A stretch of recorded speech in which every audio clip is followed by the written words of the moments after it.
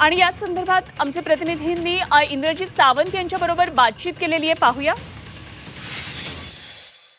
नेमकं काय म्हटलेलं आहे, कसा पाठपुरावा आपण केला? पहिली गोष्ट म्हणजे ज्या वेळेला पहिल्यांदाच शासनानं असं घोषणा केली त्याच वेळेला ती वागणुकं एकतर कायमस्वरूपी येत नाहीत, ती लोनवर येतात. म्हणजे फक्त 3 वर्षासाठी येतात आणि त्यासाठी भरभक्कम भाडं 3 कोटी रुपयाचं प्रतिवर्षीप्रमाणे दिलं गेलेलं आहे. ही पहिली गोष्ट आहे. म्हणजे ती कायमस्वरूपी येणार नाहीये. दुसरी गोष्ट, व्हिक्टोरिया अँड अल्बर्ट म्युझियमच्या तिथले जे काही संचालक आहेत, म्हणजे ती सर्वोच्च बॉडी आहे त्यांची, मी सर्वोच्च माणूस आहे, त्यांच्याशी आम्ही सातत्यानं पत्रव्यवहाराच्या माध्यमातून संपर्कात आहोत.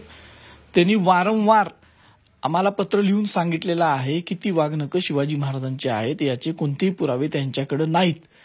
आणि एवढंच नाही तर ही गोष्ट ज्या वेळेला महाराष्ट्राचे सांस्कृतिक मंत्री आणि इतर लोक त्यांच्याशी लोन अग्रीमेंट करायला गेले त्यावेळेला सुद्धा त्यांना सांगितलेली होती की ही वाघनखं शिवाजी महाराजांची आहेत, असे कुठलेही ठोस पुरावे आपल्याकडे नाहीये, त्यामुळे तुम्ही तसं त्यांना सांगू नका.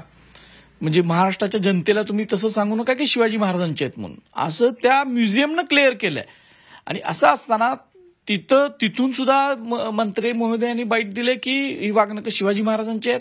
तिथून परत आल्यानंतर सुद्धा वारंवार ही शिवाजी महाराजांची वाघनखं म्हणून ते सांगत आहेत. आमचं म्हणणं असं आहे की जर ज्यांच्या पोझिशनमध्ये ती वाघनखं आहेत, म्हणजे व्हिक्टोरिया अल्बर्ट म्युझियमची, ते दावा करत नाहीत ती शिवाजी महाराजांची आहेत, तर तुमच्याकडे कुठनं पुरावे आले की ती शिवाजी महाराजांची आहेत म्हणून?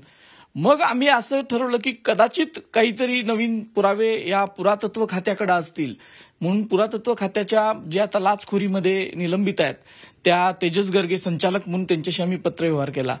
त्यांनी सुद्धा मान्य केलं की आमच्याकडे काही पुरावे नाही आहेत शिवाजी महाराजांची ही वाघनखं आहेत म्हणून. या सांस्कृतिक सचिवांशी केला, त्यांनी तर उत्तरच दिलं नाही. या मंत्री महोदयांनी उत्तर दिलं नाही, मुख्यमंत्र्यांनी उत्तर दिलं नाही.